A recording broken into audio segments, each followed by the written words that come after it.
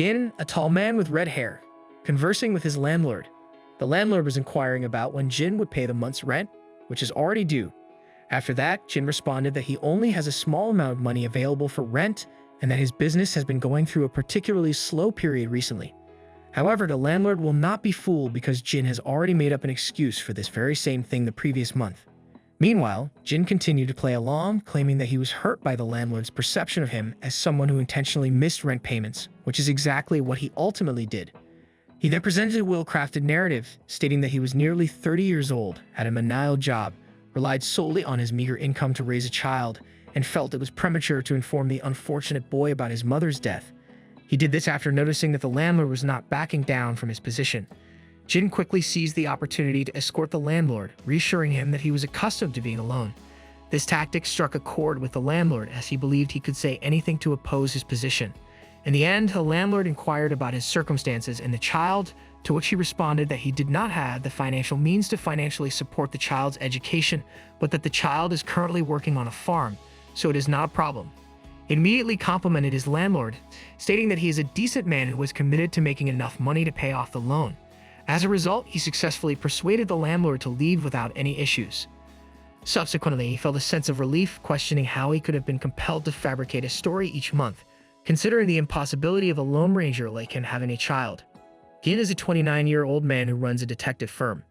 At this age, all he wants is to live a life that is ordinary.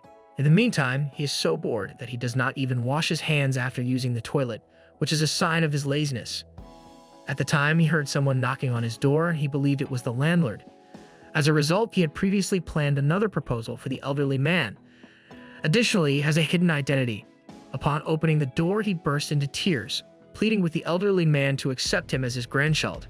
However, he was surprised to see a young boy standing at the entry with a stern expression on his face, questioning whether he was talking to Jin.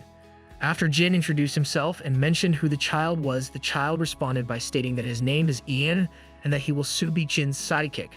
Gin, on the other hand, did not take Ian seriously when he shouted out to see if anyone was looking for a child.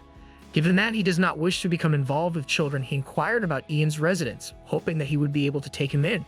Ian, however, had already entered his room and informed him that although he may appear to be a child, he is actually an adult and that he is free to laugh at his height whenever he pleases. This came as a complete surprise to him. While this was happening, Jin wore a serious expression, declaring that he would never laugh at anyone and that he does not need a sidekick. On the other hand, Ian informed him that he was not required to pay him.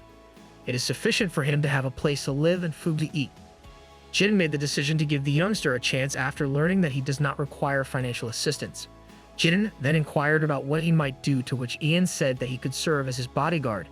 Jin couldn't believe his ears when he accidentally spit up the water he was sipping.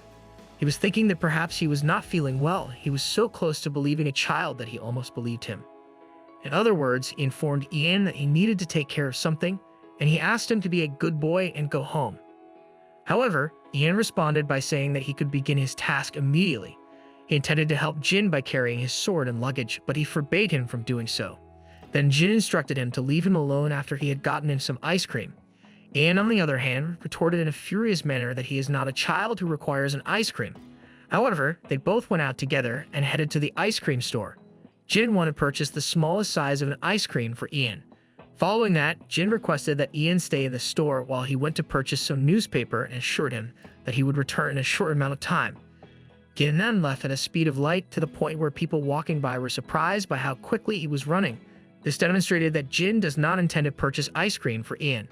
Following his arrival to an alleyway, he came to a halt. Soon after that, a number of gang members proceeded to pursue him because they were aware of the secret identity of Jin, who was a notorious dealer with the Mafia.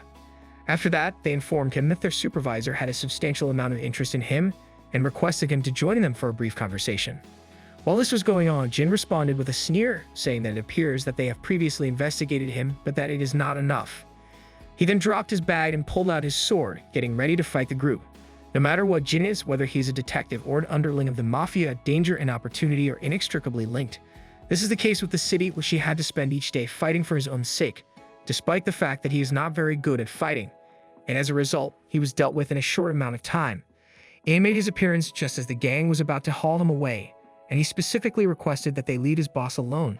While this was going on, the leader of the gang called Ian a shorty. Ian became enraged and asked the leader to stop calling him a shorty. He responded by stating that he does not care about his height. After that, he made fun of the leader by complaining that he has a strange mustache. It was because of this that the leader became so upset that he took out a narcotic injection and injected himself with it. He did this because he wanted Ian to see how strong he was. At that very moment, Jin yelled out to Ian, urging him to flee because it is a Class I prohibited substance, and even a low-quality injection of it may increase a person's physical power by a factor of 20. Surprisingly, the leader of the gang gained weight and became more muscular and larger. Even Ian was taken aback by the sudden change in body position, which resulted in the user becoming taller. The leader of the gang then charged at Ian in an effort to crush him, calling him Shorty once more. However, Ian became infuriated by the name, and he then touched the pearl necklace, stating that he dared not to call him a shorty again. It was then that he crashed the pier, which caused lightning to break out, and a massive weapon that resembled a reaper materialized before him. He used it to strike the earth in front of him.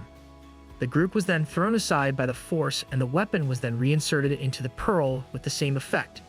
Jin was completely taken aback by what he had just witnessed, and he acquired the identity of Ian, who then responded by suggesting that they should return home. Jin escorted Ian back to his flat, where he questioned him and learned that he is also 18 years old. Jin also learned that Ian is a member of the same generation as Jin. While this was going on, Ian inquired about Jin's employment and marital status, to which Jin responded without conscious thought. Following that, Ian stated that according to what he had been observing on television, Jin ought to have been married at that age. Jin was on the verge of giving an answer until he realized that he was the one who should be questioning, not Ian. Consequently, he inquired about Ian's business with him, to which Ian responded that he had already demonstrated to him that he is capable of guarding him, and that nothing else is relevant. Jin, on the other hand, was unable to take it down, because Ian appeared to be a child, yet he was acting like an adult while drinking tea. On the other hand, he reflected on the fact that Ian's battle ability is superior to his own. He then attempted to persuade him that he was aware of the fact that he was perplexed by his looks, but that he ought to be intelligent enough to take into consideration the advantages of having him around. As a result of Jin's continued desire for Ian to be with him, he carried him outdoors and explained that the only things he requires are a place to stay and some food instead of anything else. At that same moment, the landlord came over and noticed the two of them. He was under the impression that Ian was Jin's son, and he inquired as to whether or not he had taken a day off from the farm in order to pay Jin a visit. He was surprised to see his landlord. However, he does not know how to salvage the situation and just greets the old man, who asks Ian his name and age, which he replied saying that he is 18. This surprised the landlord, who found it weird as Ian is quite short and even called him a shorty, almost spiked Ian's anger, but thanks to Jin, who immediately stopped the landlord and wanted to clear the misunderstanding and asked Ian to explain himself, but to his surprise, Ian decided to play along with landlord's view of things and called Jin his daddy. Ian started acting like a child and requested the landlord to see how his father was reprimanding him again, which caused the landlord to quickly side with Ian. Jin could not take it any longer, and he yelled at Ian to stop crossing the queue. However, Ian continued to act like a child. As a result, Jin had no choice but to bring Ian back into the room in order to wait for the landlord to leave. After a few more seconds, Jin carried Ian in his arms in preparation to get him out of his room. However, when he arrived, he discovered the landlord was already back at his entrance with a pair of pajamas that were sized for children. Jin was concerned that the landlord might not have brought any pajamas for Ian. 10 minutes later, the elderly gentleman provided a cushion for Ian once more, and he even slept in the corridor while reading a book, making it impossible for Jin to get Ian out of his flat. Despite the fact that it was midnight, the landlord was still working outside the door. He explained that he suffers from insomnia, which is the reason he was unable to sleep. Because Jin had no other option but to give up for the day, he transported Ian to his storage room in order to make do with the time that he had. In spite of this, he was able to hear his phone calling, and it turned out to be a friend of his named Hyun. Hyun inquired about the reason why Jin did not show up for the trade meeting earlier, to which Jin responded that he had been assaulted in the morning. Jin responded that it was not necessary and was about to hang up when Hyman informed him about the recent breaking news and the fact that the entire city is in chaos. He told Jin that he heard someone caught sight of some kid with a giant, unbelievable weapon around the area, and that many places have already been attacked. Hyman was surprised and asked Jin if he needed some bodyguards. Jin responded that it is not necessary. After having a disturbing dream about his past in which he saw his parents being murdered by an unknown person, Jin awoke suddenly drenched in sweat. The dream was about his parents. Nevertheless, it was already morning when he heard some commotion in the storage area, so he went to check on it. When he arrived, he discovered Ian cleaning the floor with a mop. However, he noticed that the floor was becoming darker, so Ian checked the bucket to see whether the water was tainted. When Jin was about to move over to pick up the bucket, he came dangerously close to falling. Ian promptly headbutted him to prevent him from falling, but Jin hit his tailbone with the edge of a loafa. Even though he was in excruciating pain, he managed to keep his composure. However, as Ian was trying to get his attention, he suddenly exploded and stated that if it weren't for him, none of that would have occurred. After that, he chose Ian simply by waving his shirt above his head and told him that if he wanted to live here, he should refrain from destroying the place. The only thing that Ian did was hold up his pearl, and Jin instantly let go of his grip and created some distance between them. Jin then decided to alter the subject and asked Ian to get dressed because they had to work right away, stating that they should leave the cleanup for later. While everything was going on, Ian mentioned that they had not eaten anything, and Jin let him know that they would eat while they were traveling. After that, Ian came across a photograph of Jin with his parents when he was a child. It was via this photograph that Ian learned that Jin's parents had passed away. Shortly after that, they make their way to the domain of the Glenmorangie family, where Ian remarks that he had never anticipated that Jin would have a connection to the Mafia and ask him if he would like to spend his life behind bars. Jin then goes on to tell him that he is so straightforward, that in the city it is essential to have connections, and that he will not be touched if he is a member of the Mafia family. Next, he cautioned against causing any kind of disruption within the area of the Glenmorangie family. Jin noticed that there were a lot of stern-looking henchmen when they entered the building, which caused him to find their meeting to be so formal, despite the fact that it was not the first time that they had worked together. They arrived at the building, where they were greeted by a bodyguard. The fact that Ian behaves as if he were in his own home and asks for an iced juice, on the other hand, came as a complete surprise to him. On the other hand, a young man with blonde hair entered the room, and the bodyguards followed him. He told Jin that he need not be concerned because the people who are welcome here are friends of the Glenmorangie family, and that it is surprising to see Ian here. The fact that Ian does not know him prompted him to inquire as to whether or not they had ever met before. Jin responded by assuring Ian the man enjoys conversing in such a manner. Hyman Glenmorangie is the young guy in question. He is the youngest boss among the 5 great families, and from the time he was a youngster, he was brought up to be a merciless individual, much like a true predator. When he found out that Ian had the appearance of a true predator, he found himself to be a phony predator in comparison to Ian. However, he was about to lose his cool in front of a child since he realized that Ian had the look of a real predator. By the time Hyman realized that he had fallen short in comparison, he had already started to pout.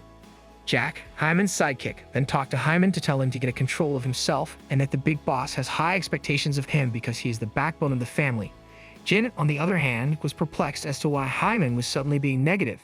Thereafter, Jin stated that there was no longer a need to postpone the trading, and he proceeded to open his suitcase, which contained the prohibited substances that were comparable to those that were utilized by one of the gangs the day before. However, Hyman stated that despite the fact that they have been partners for a considerable amount of time, they are required to adhere to the rules and allow someone to take a sample of the drug. One of the new members, Woozy, volunteered to be the one to test the drug as his contribution to the family. Jack agreed with him and asked him to only use 1/10 of the substance. Woozy, on the other hand, had already implanted the entire thing because he is actually a spy and had intended to assassinate Hyman because he is a softie. Jin's medicine is more potent than any other source, and Woozy had already taken a full shot of it, which means that even if his body is able to absorb it, he will go entirely insane in a short amount of time. He immediately transformed into a monster appearance, and he began to howl out in anguish. Hyman is instantly surrounded by the other bodyguards who are prepared to protect him while they watch Woozy go on a rampage. They started shooting at him as he attempted to attack one of them, but they quickly realized that his body is so rigid that not even a bullet can penetrate it.